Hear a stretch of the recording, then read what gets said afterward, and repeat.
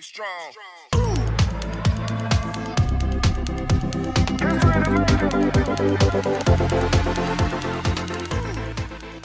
ಮಕ್ಕಳೇ, ಇಂದಿನ ತರಗತಿಯಲ್ಲಿ ನಾವು ಪ್ರಸಿದ್ಧ ಕನ್ನಡದ ಕವಿಯಾಗಿರುವಂತಹ ಎಸ್.ವಿ. ಪರಮೇಶ್ವರ ಭಟ್ಟ ವಿರಚಿತ ಒಂದು ರಾತ್ರಿ ಅವರ ಅತ್ಯಂತ ಪ್ರಸಿದ್ಧವಾದ ಕವನ ಒಂದು ರಾತ್ರಿ, ಇದರ ಬಗ್ಗೆ ಇಂದಿನ ತರಗತಿಯಲ್ಲಿ ಅಧ್ಯಯನ ಮಾಡಲಿಕ್ಕಿದ್ದೇವೆ. ಮೊದಲಿಗೆ ರಾತ್ರಿ ಅಂದರೆ ಇರುಳು ಅಂತ ಕೂಡ ಹೇಳ್ತೇವೆ. ಆ ರಾತ್ರಿಯ ಸಮಯದಲ್ಲಿ ಕವಿ ತಮ್ಮದೇ ಆದ ಕನಸನ್ನು, ಯಾವ ರೀತಿ ಕನಸು, ಇರುಳು ಏನು ಮಾಡಬೇಕು ಎನ್ನುವ ವರ್ಣನೆಯನ್ನು ಇಲ್ಲಿ ತಿಳಿಸಿಕೊಡ್ತಾ ಇದ್ದಾರೆ. ಪ್ರಕೃತಿಯಲ್ಲಿ ಆಗುವಂಥ ಬದಲಾವಣೆಗಳು, ಅದರ ಸುಂದರ ದೃಶ್ಯವನ್ನು ಕೂಡ ಈ ಒಂದು ರಾತ್ರಿ ಕವನದಲ್ಲಿ ನಮಗೆ ಮನಮುಟ್ಟುವಂತೆ ಕಟ್ಟಿಕೊಡಿರುವಂಥದ್ದು, ಅದರ ಚಿತ್ರಣವನ್ನು. ಈಗ ನಾವು ಮೊದಲಿಗೆ ಇಲ್ಲಿ ಕೃತಿಕಾರರಾಗಿರುವಂತಹ ಕವಿ ಎಸ್.ವಿ. ಪರಮೇಶ್ವರ ಭಟ್ಟ ಅವರ ಪರಿಚಯವನ್ನು ಮಾಡಿಕೊಳ್ಳೋಣ. ಕೃತಿಕಾರರ ಪರಿಚಯ. ಕವಿಯ ಹೆಸರು ಎಸ್.ವಿ. ಪರಮೇಶ್ವರ ಭಟ್ಟ. ಜನ್ಮಸ್ಥಳ ಚಿಕ್ಕಮಗಳೂರು ಜಿಲ್ಲೆಯ ಶೃಂಗೇರಿ. ಜನನ 1914 ಫೆಬ್ರವರಿ 8ರಂದು ಜನಿಸಿದರು.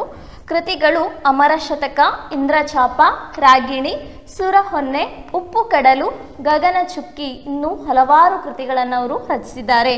ಪ್ರಶಸ್ತಿ: ಶ್ರೀಯುತರಿಗೆ ರಾಜ್ಯ ಮತ್ತು ಕೇಂದ್ರ ಸಾಹಿತ್ಯ ಅಕಾಡೆಮಿ ಪುರಸ್ಕಾರ ಹಾಗೂ ಕನ್ನಡ ಸಾಹಿತ್ಯ ಪರಿಷತ್ತು ಇದರ ಗೌರವ ಸದಸ್ಯತ್ವ ಕೂಡ ಲಭಿಸಿರುವಂಥದ್ದು. ಪ್ರಸ್ತುತ ನಮ್ಮ ಈ ಒಂದು ರಾತ್ರಿ ಕವನವನ್ನು ಕವಿ ಎಸ್.ವಿ. ಪರಮೇಶ್ವರ ಭಟ್ಟ ಅವರು ರಚಿಸಿರುವ ರಾಗಿಣಿ ಎಂಬ ಕವನ ಸಂಕಲನದಿಂದ ಆಯ್ದು ನಮಗಿಲ್ಲಿ ನೀಡಿರುವಂಥದ್ದು. ಈಗ ನಾವು ವಿಸ್ತಾರವಾಗಿ ಕೃತಿಕಾರರ ಪರಿಚಯವನ್ನು ನೋಡೋಣ. 1914 ಫೆಬ್ರವರಿ 8ರಲ್ಲಿ ಹುಟ್ಟಿದ ಎಸ್.ವಿ. ಅಂದರೆ ಶೃಂಗೇರಿ ವಿದ್ಯಾರಣ್ಯಪುರದ ಪರಮೇಶ್ವರ ಭಟ್ಟರು, ಶೃಂಗೇರಿ ವಿದ್ಯಾರಣ್ಯಪುರ ಪರಮೇಶ್ವರ ಭಟ್ಟರು ಚಿಕ್ಕಮಗಳೂರು ಜಿಲ್ಲೆಯ ಶೃಂಗೇರಿಯವರು. ಮೈಸೂರು ಮತ್ತು ಮಂಗಳೂರು ವಿಶ್ವವಿದ್ಯಾಲಯಗಳಲ್ಲಿ ಪ್ರಾಧ್ಯಾಪಕರಾಗಿ ಸೇವೆ ಸಲ್ಲಿಸಿರುವ ಇವರನ್ನು ಕನ್ನಡದ ಶ್ರೇಷ್ಠ ಕವಿ, ಅನುವಾದಕ. ಅನುವಾದ ಮಾಡುವುದು ಒಂದು ಭಾಷೆಯಿಂದ ಯಾವುದೇ ಕೃತಿಗಳನ್ನು, ಹಾಡಿರ್ಬೋದು, ಗದ್ದೆ ಇರ್ಬೋದು, ಅದನ್ನು ತರ್ಜುಮೆ ಮಾಡುವಂಥದ್ದು. ಸಾಹಿತ್ಯ ಪರಿಚಾರಕರೆಂದು ಗುರುತಿಸಲಾಗಿದೆ. ಅಮರ ಶತಕ, ಇಂದ್ರಚಾಪ, ರಾಗಿಣಿ, ಸುರಹೊನ್ನೆ, ಉಪ್ಪು ಕಡಲು, ಗಗನ ಚುಕ್ಕಿ ಇವರ ಮುಖ್ಯ ಕೃತಿಗಳಾಗಿವೆ. ಉತ್ತಮ ವಿಮರ್ಶಕರು, ಸರಸ ವಾಗ್ಮಿಗಳು ಆಗಿದ್ದ ಇವರು ಸಂಸ್ಕೃತ ಸಾಹಿತ್ಯದಲ್ಲಿ ಪ್ರಸಿದ್ಧವಾಗಿರುವ ಭರ್ತೃಹರಿಯ ಶತಕತ್ರಯ, ಜಯದೇವನ ಗೀತಗೋವಿಂದ, ಹಾಲನ ಗಾಥಾ ಸಪ್ತಶತಿ, ಅದೇ ರೀತಿ ಭಾಸನ ಹಾಗೂ ಕಾಳಿದಾಸನ ಕೃತಿಗಳನ್ನು ಕನ್ನಡಕ್ಕೆ ತಂದಿದ್ದಾರೆ. ಬೇರೆ ಭಾಷೆಯಿಂದ ಕನ್ನಡಕ್ಕೆ ಭಾಷಾಂತರ ಮಾಡಿರುವಂಥದ್ದು. ರಾಜ್ಯ ಮತ್ತು ಕೇಂದ್ರ ಸಾಹಿತ್ಯ ಅಕಾಡೆಮಿ ಪುರಸ್ಕಾರ ಹಾಗೂ ಕನ್ನಡ ಸಾಹಿತ್ಯ ಪರಿಷತ್ತು ಕೂಡ ಮಾಡುವ ಗೌರವ ಸದಸ್ಯತ್ವ ಕೂಡ ಇವರಿಗೆ ಲಭಿಸಿರುವಂಥದ್ದು. ಈಗ ಅವರು ನಮ್ಮೊಂದಿಗಿಲ್ಲ ಮಕ್ಕಳೇ. ಸಾಧಾರಣ 87ರ ವಯಸ್ಸಿನಲ್ಲಿ ಅವರು ಇಹಲೋಕವನ್ನು ತ್ಯಜಿಸಿದ್ದಾರೆ. ಪ್ರಸ್ತುತ ಕವನವನ್ನು ರಾಗಿಣಿ ಕವನ ಸಂಕಲನದಿಂದ ಆಯ್ದುಕೊಂಡಿದ್ದೇವೆ. ಈಗ ಮೊದಲಿಗೆ ಈ ಪದ್ಯವನ್ನು ಪ್ರವೇಶಿಸುವ ಮೊದಲು ಒಂದು ರಾತ್ರಿ ಪದ್ಯವನ್ನು ಒಂದು ಇಂಪಾದ ಧ್ವನಿಯಲ್ಲಿ ನಾವು ಅದನ್ನು ಹಾಡನ್ನು ಕೇಳಿಕೊಂಡು ಬರೋಣ ಮಕ್ಕಳೇ. ಕೇಳಿದ್ರಿ ಅಲ್ವಾ? ಎಷ್ಟು ಸುಂದರವಾಗಿದೆ ಅಲ್ವಾ? ಎಷ್ಟು ಸುಂದರ ರಚನೆಯನ್ನು ಕವಿ ಪರಮೇಶ್ವರ ಭಟ್ಟ ಅವರು ಮಾಡಿರುವಂಥದ್ದು. ನೇರವಾಗಿ ಪದ್ಯವನ್ನು ನೋಡುವ. ತಿಳಿಮುಗಿಲ ತೊಟ್ಟಿಲಲ್ಲಿ ಮಲಗಿದ್ದ ಚಂದಿರನ ಗಾಳಿ ಜೋಗುಳ ಹಾಡಿ ತೂಗುತ್ತಿತ್ತು. ಗರಿ ಮುದುರಿ ಮಲಗಿದ್ದ ಹಕ್ಕಿಗೂಡುಗಳಲ್ಲಿ ಇರುಳು ಹೊಂಗನ ಸೂಡಿ ಸಾಗುತ್ತಿತ್ತು. ತಿಳಿಮುಗಿಲ ತೊಟ್ಟಿಲಲ್ಲಿ, ಮುಗಿಲು ಮೋಡ ಏನಾಗಿದೆ, ಅಲ್ಲಿ ಮೋಡ ಕಟ್ಟಿದೆ. ಮೋಡ ಕಟ್ಟಿರುವಲ್ಲಿ ತಿಳಿಯಾಗಿದೆ. ಮೋಡ ಅಷ್ಟಿಲ್ಲ, ತಿಳಿಯಾಗಿದೆ ಅಂದರೆ ಸ್ವಲ್ಪ ಕಡಿಮೆಯಾಗಿದೆ. ಅಂತಹ ಆಕಾಶದಲ್ಲಿ ಮಲಗಿದ್ದ ಚಂದ್ರ ಏನು ಮಾಡಿದ್ದಾನೆ? ತಾಯಿ ತನ್ನ ಮಗುವನ್ನು ಮಲಗಿಸುವ ಹಾಗೆ ಮಲ್ಕೊಂಡಿದ್ದಾನೆ. ತೊಟ್ಟಿಲು ಈಗ ನಾವು ಸಾಮಾನ್ಯವಾಗಿ ನೋಡಿರ್ತೇವೆ. ತೊಟ್ಟಿಲಲ್ಲಿ ಏನು ಮಾಡ್ತಾರೆ? ಮಗುವನ್ನು ಮಲಗಿಸಿರ್ತಾರೆ. ತಾಯಿ ಏನು ಮಾಡ್ತಾಳೆ? ತೊಟ್ಟಿಲನ್ನು ತೂಗ್ತಾಳೆ ಅಲ್ವಾ? ಅದೇ ರೀತಿ ಮಕ್ಕಳೇ ಇಲ್ಲಿ ಏನು ಮಾಡಿದ್ದಾರೆ? ಮೋಡವೇ ತೊಟ್ಟಿಲನ್ನಾಗಿ ಮಾಡಿಕೊಂಡು ಚಂದ್ರ ಮಲಗಿದ್ದಾನೆ. ಆ ಚಂದ್ರನೆಂಬ ಮಗುವನ್ನು ಗಾಳಿ ಎನ್ನುವಂಥ ತಾಯಿ ಏನು ಮಾಡ್ತಾ ಇದೆ? ತೂಗ್ತಾ ಇದ್ದಾಳೆ. ಗಾಳಿ ಜೋಗುಳ ಹಾಡಿ ತಾಯಿಯ ರೀತಿ ಕಂದನಿಗೆ ನಿದ್ರೆ ಬರಲಿ ಎನ್ನುವ ಹಾಗೆ ಜೋಗುಳವನ್ನು ಹಾಡ್ತಾ ಇದ್ದ ಹಾಗೆ ಗಾಳಿ ಜೋಗುಳವನ್ನು ಹಾಡ್ತಾ ಇದೆ, ಚಂದ್ರ ತಿಳಿಮುಗಿಲ ತೊಟ್ಟಿಲಲ್ಲಿ ಮಲ್ಕೊಂಡಿದ್ದಾನೆ ಎನ್ನುವಂಥ ಸಂದೇಶವನ್ನು ಇಲ್ಲಿ ನೀಡ್ತಾ ಇದ್ದಾರೆ. ಗರಿ ಮುದುರಿ ಮಲಗಿದ್ದ ಹಕ್ಕಿಗೂಡುಗಳಲ್ಲಿ ಆ ರಾತ್ರಿಯಲ್ಲಿ ಚಂದ್ರ ಮತ್ತು ಮೋಡದ ವರ್ಣನೆ ಮಾತ್ರ ಅಲ್ಲ, ಬೇರೆ ಏನಾಯಿತು ಅದನ್ನು ಹೇಳ್ತಾರೆ. ಗರಿ ಮುದುರಿ ಹಕ್ಕಿಗಳೆಲ್ಲ ಹಗಲಿನ ಹೊತ್ತಿನಲ್ಲಿ ಏನು ಮಾಡ್ತದೆ, ಆಕಾಶದಲ್ಲಿ ಸ್ವಚ್ಛಂದವಾಗಿ ವಿಹರಿಸ್ತಾ ಇರ್ತದೆ. ಆದರೆ ಕತ್ತಲಾಗ್ತಾ ಬಂದ ಹಾಗೆ ಅವು ತಮ್ಮ ಗೂಡನ್ನು ಸೇರಿಕೊಳ್ಳುವಂಥದ್ದಲ್ವಾ. ಅದೇ ರೀತಿ ಇಲ್ಲಿ ಏನು ಮಾಡಿದ್ದು, ಹಕ್ಕಿಗಳು ಗರಿ ಮುದುರಿಕೊಂಡು ತಮ್ಮ ಗರಿಯನ್ನು ಬಿಚ್ಚಲಿ, ಆ ಬಿಚ್ಚದೆ ಏನು ಮಾಡಿದ್ದಾರೆ, ಅದನ್ನು ಮುದುರಿಕೊಂಡು ತಮ್ಮ ಗೂಡುಗಳಲ್ಲಿ ಹೊಂಗನಸನ್ನ ಬರುವ ದಿನದ ಕನಸನ್ನ, ನಾಳೆ ಏನಿರ್ಬೋದು, ನಾಳೆಯ ಜೀವನ ಹೇಗಿರ್ಬೋದು ಎನ್ನುವ ಕನಸನ್ನ ಕಾಣ್ತಾ ಇದೆ. ಅದೇ ರೀತಿ ತಮ್ಮ ಆಹಾರಕ್ಕೆ ನಾಳೆ ಏನು ಸಿಗ್ತದೋ ಎನ್ನುವಂತಹ ಕಲ್ಪನೆ, ಯೋಚನೆ ಮಾಡುವಂಥದ್ದು ಇದೆಲ್ಲವೂ ಕೂಡ ನಡೀತಾ ಇತ್ತು. ಹೊಂಗನಸನ್ನು ಊಡುವುದು ಅಂದರೆ ತಿನ್ನಿಸು ಎನ್ನುವ ಅರ್ಥ ಇದೆ. ಅದೇ ರೀತಿ ಊಟ ಮಾಡಿಸು, ನೀಡು, ಇಲ್ಲಿ ಏನು ಮಾಡುವುದಂದರೆ ನಾಳೆಗೆ ಹೊಂಗನಸು ನಮಗೆ ಯಾವ ರೀತಿಯ ಕಲ್ಪನೆಯನ್ನು ನಮ್ಮಲ್ಲಿ ಸೃಷ್ಟಿಸ್ಬೋದು, ಅದು ಏನನ್ನ ನಮಗೆ ತಂದು ಕೊಡ್ಬೋದು ನಾಳಿನ ಹೊಂಗನಸು ಅಂತ ಹೇಳಿ ಚಿನ್ನದ ರೀತಿಯ ಕನಸನ್ನು ಕಾಣ್ತಾ ಇದ್ದಾರೆ ಅಂತ ಹೇಳ್ತಾರೆ. ಮುಂದಿನ ಭಾಗ, ಮುಗುಳಿರುವ ಹೊದರಿನಲ್ಲಿ ನರುಗಂಪಿನ ಉದರದಲ್ಲಿ ಜೇನುಗನಸಿನ ಹಾಡು ಕೇಳುತ್ತಿತ್ತು. ಮುಗುಳು, ಮೊಗ್ಗು, ಹೂವಿನ ಮೊಗ್ಗಿರ್ತದಲ್ವ, ಆ ಮೊಗ್ಗುಗಳಿರುವ ಹೊದರು ಅಂದರೆ ಪೊದರು, ದಟ್ಟವಾಗಿ. ಈಗ ಉದಾಹರಣೆಗೆ ಮಲ್ಲಿಗೆ ಗಿಡದ ಬಳ್ಳಿಯನ್ನು ತಗೊಂಡ್ರಲ್ಲಿ ಏನಾಗ್ತದೆ, ಮಲ್ಲಿಗೆ ಗಿಡ ದಟ್ಟವಾಗಿ ಬಳ್ಳಿ ಹಬ್ಬಿರ್ತದೆ.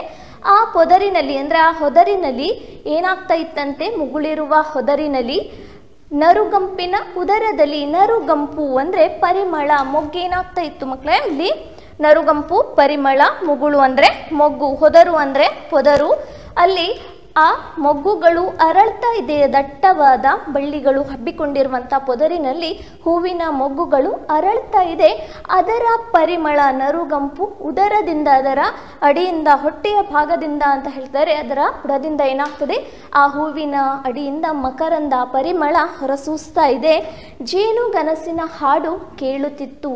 ಜೇನು ತನ್ನ ಕನಸಿನ ಹಾಡನ್ನು, ಅಂದರೆ ಜೇನು ಏನು ಮಾಡ್ತಾ ಇದೆ, ಆ ರಾತ್ರಿಯಲ್ಲಿ ಮೊಗ್ಗು ಅರಳ್ತಾ ಇರುವಾಗ ಜೇನು ಯೋಚನೆ ಮಾಡ್ತಿತ್ತಂತೆ, ನಾಳೆ ಬೆಳಿಗ್ಗೆ ನಾನು ಬೆಳಕಾದ ತಕ್ಷಣ ಏನು ಮಾಡಬೇಕು, ಹಾರಿ ಹೋಗಿ ಹೂವಿನ ಮಕರಂದವನ್ನು ಹೀರಿ ಸಂತೋಷ ಪಡ್ತೇನೆ ಅಂತ ಹೇಳಿ ಜೇನು ಹೇಳ್ತಿತ್ತಂತೆ. ಈ ರೀತಿ ಹೇಳ್ತಾರೆ, ಜೇನಿನ ಕನಸಿನ ಹಾಡು ಕೇಳ್ತಾ ಇತ್ತು. ಜೇನು ಕೂಡ ಕನಸನ್ನು ಕಾಣ್ತಾ ಇದೆ, ನಾಳೆ ನನಗೆ ವಿಶೇಷವಾದ ಮಕರಂದ ಸಿಗ್ತದೆ ಅಂತ ಹೇಳಿ ಸಂತೋಷದಿಂದ ಅದು ಕನಸನ್ನು ಕಾಣ್ತಾ ಇತ್ತಂತೆ. ತುಂಬು ನೀರಿನ ಹೊಳೆಯೋಳ್ ಅಂಬಿಗನ ಕಿರುದೋಣಿ ಪ್ರಸ್ಥಾನ ಗೀತೆಯನ್ನು ಹೇಳುತ್ತಿತ್ತು. ತುಂಬು ನೀರು, ಹೊಳೆಯಲ್ಲಿ, ನದಿಯನ್ನು ಸಾಮಾನ್ಯವಾಗಿ ನಾವೆಲ್ಲರೂ ನೋಡೇ ಇರ್ತೇವೆ ಮಕ್ಕಳೇ. ಆ ನದಿಯಲ್ಲಿ, ಹೊಳೆಯಲ್ಲಿ ಏನಾಗ್ತದೆ, ತುಂಬು ನೀರು ಭರತ ಇಳಿತ ಅಲ್ವಾ, ಗೊತ್ತಿದೆ, ನೀರು ಜಾಸ್ತಿ ಆಗ್ತದೆ.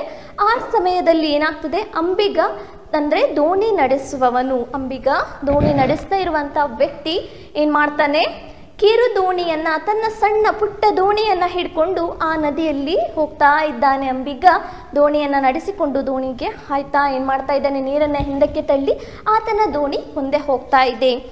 ಪ್ರಸ್ಥಾನ ಗೀತೆಯನ್ನು ಹೇಳುತ್ತಿತ್ತು. ಪ್ರಸ್ಥಾನ ಗೀತೆ ಅಂದರೆ ಸಂಚಾರದ ಸಂದರ್ಭದಲ್ಲಿ ಹಾಡುವ ಹಾಡು. ಸಂಚಾರ ಅಂದರೆ ಒಂದು ಸ್ಥಳದಿಂದ ಇನ್ನೊಂದು ಕಡೆಗೆ ಹೋಗುವಂಥದ್ದು. ಈಗೆಲ್ಲ ನಾವು ಬೇರೆ ಬೇರೆ ವಾಹನಗಳ ಮೂಲಕ ಸಂಪರ್ಕ ಮಾಧ್ಯಮಗಳು ಬೇರೆ ಬೇರೆ ಇದೆ, ನಮಗೆ ಒಂದು ಕಡೆಯಿಂದ ಇನ್ನೊಂದು ಕಡೆಗೆ ನಾವು ಹೋಗಲಿಕ್ಕೆ ಅಲ್ವಾ, ಬಸ್ ಇರ್ಬೋದು, ರೈಲ್ ಇರ್ಬೋದು, ವಿಮಾನ ಸಾರಿಗೆ ಇರ್ಬೋದು, ಬೇರೆ ಬೇರೆ ಸಾರಿಗೆ ಮಾಧ್ಯಮಗಳ ಮೂಲಕ ನಾವು ಹೋಗ್ಬೋದು. ಆದರೆ ಹಿಂದಿನ ಕಾಲದಲ್ಲಿ ಏನು ಮಾಡ್ತಾ ಇದ್ರು ಅಂದರೆ, ಒಂದು ನದಿಯಿಂದ ಈಚೆ ದಡದಲ್ಲಿ ಒಂದು ಪ್ರದೇಶದಲ್ಲಿ ಜನ ವಾಸವಾಗಿದ್ದರೆ ಇನ್ನೊಂದು ಕಡೆಯಲ್ಲಿ ಇರುವ ಜನರನ್ನು ಸಂಪರ್ಕಿಸಲಿಕ್ಕೆ ಏನಾಗ್ತಾ ಇತ್ತು ಅಂದರೆ ಈ ದೋಣಿ ಮಾರ್ಗದ ಮೂಲಕ ಹೋಗ್ತಾ ಇದ್ರು. ಹಡಗುಗಳೆಲ್ಲ ಮತ್ತೆ ಪ್ರಾರಂಭವಾಯಿತು.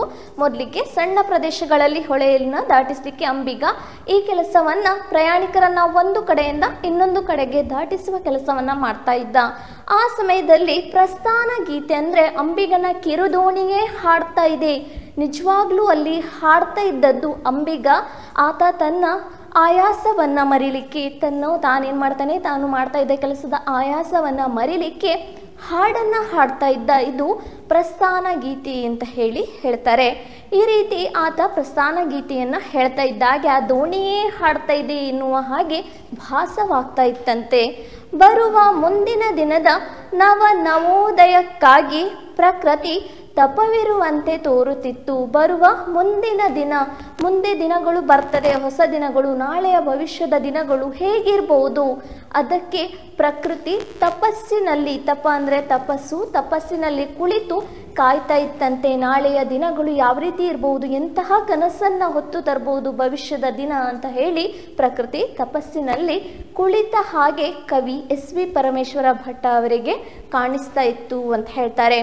ಶಾಂತ ರೀತಿಯೊಳ್ ಇರುಳು, ಶಾಂತ ರೀತಿಯಲ್ಲಿ ಇರುಳು, ರಾತ್ರಿ ಏನಾಗ್ತಾ ಇದೆ, ಮೆಲ್ಲ ಮೆಲ್ಲನೆ ಉರುಳಿ ನಾಳಿನ ಶುಭೋದಯವ ಸಾರುತ್ತಿತ್ತು.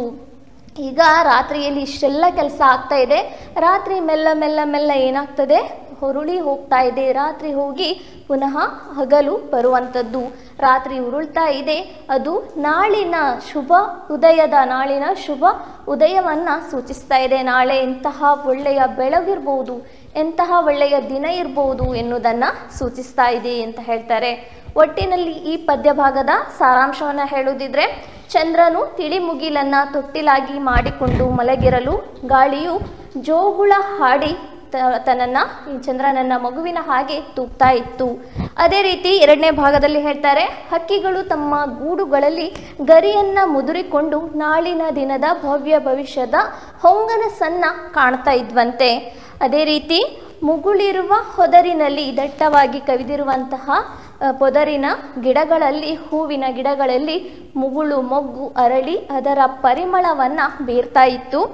ಅಂಬಿಗ ತನ್ನ ಆಯಾಸವನ್ನು ಮರಿಲಿಕ್ಕೆ ಆತನ ದೋಣಿಯೇ ಹಾಡ್ತಾ ಇದೆ ಎನ್ನುವ ಹಾಗೆ ಪ್ರಸ್ಥಾನ ಗೀತೆಯನ್ನು ನೀರಿನ ಮೇಲೆ, ಅಂದರೆ ದೋಣಿಯನ್ನು ಚಲಿಸಿಕೊಂಡು ಹೋಗುವಾಗ ಆತ ಹಾಡ್ತಾ ಇದ್ದ. ಈ ರೀತಿ ಪ್ರಕೃತಿ ಬರುವ ಮುಂದಿನ ದಿನಗಳು ಯಾವ ರೀತಿ ಇರ್ಬೋದು ಅಂತ ಹೇಳಿ ಕಾತರದಿಂದ ಕಾಯ್ತಾ ಇತ್ತು. ಅದೇ ರೀತಿ ಇರುಳು ರಾತ್ರಿ ಹೋಗ್ತಾ ಅಲ್ಲಿ ಹಗಲಾಗ್ತಾ ಇತ್ತು. ಅದು ಬರುವ ಮುಂದಿನ ದಿನದ ಶುಭೋದಯವನ್ನು ಸಾರ್ತಾ ಇತ್ತು ಅಂತ ಹೇಳ್ತಾರೆ. ಒಟ್ಟಿನಲ್ಲಿ ನಾವಿಂದು ಎಸ್ ವಿ ಪರಮೇಶ್ವರ ಭಟ್ಟ ವಿರಚಿತ ಒಂದು ರಾತ್ರಿ ಪದ್ಯದ ಸಾರಾಂಶವನ್ನು ತಿಳ್ಕೊಂಡಿದ್ದೇವೆ ಮಕ್ಕಳೇ. ಮುಂದಿನ ತರಗತಿಯಲ್ಲಿ ಮತ್ತೊಂದು ಹೊಸ ಪಾಠದೊಟ್ಟಿಗೆ ನಿಮ್ಮನ್ನು ಭೇಟಿಯಾಗ್ತೇನೆ. ವಂದನೆಗಳು.